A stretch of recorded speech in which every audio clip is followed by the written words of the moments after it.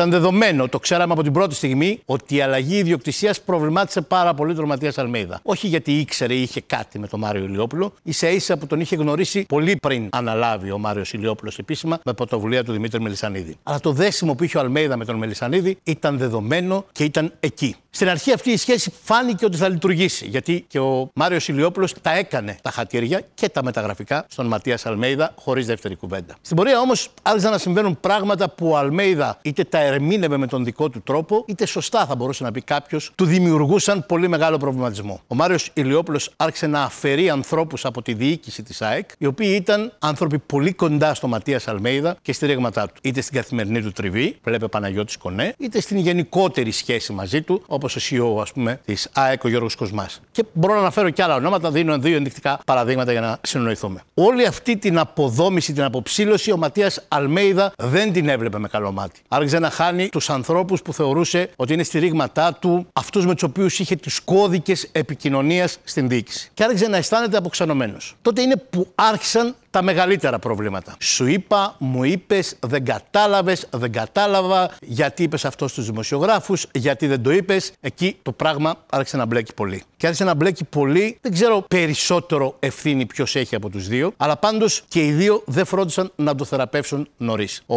Ματίας Αλμέιδα ενοχλούνταν από τις συνεχόμενες τοποθετήσεις, δημόσιες δηλώσεις του Μάριου Ηλιόπουλου, επί παντός επιστητού, ακόμα και κριτική στον τερματοφύλακά του μετά από ένα παιχνίδι. Και όλα αυτά τα εκλάμβανε ως έμεση αμφισβήτηση δική του. Δεν με εμπιστεύονται, δεν με αγαπάνε, δεν ανταποκρίνονται στον ψυχισμό μου. Όλο αυτό εξελίχθηκε σε μια πολύ δύσκολη σχέση και ήρθε εκείνη η έκρηξη στο Ολυμπιακό Στάδιο της Αθήνας, όπου επί της ουσίας μπροστά στις κάμερες ο Ματίας Αλμέιδα παραιτήθηκε για να αποσύρει μετά από λίγο την παραίτησή του στην κατηδίαν συνάντηση που είχε με τον Μάριο Ηλιόπουλο, ο οποίος προσπάθησε να τον πείσει ότι δεν είναι έτσι όπως φαίνονταν, αλλά έχει την απόλυτη στήριξή του. Αλλά εκεί πια το γυαλί είχε ραγίσει ξεκάθαρα.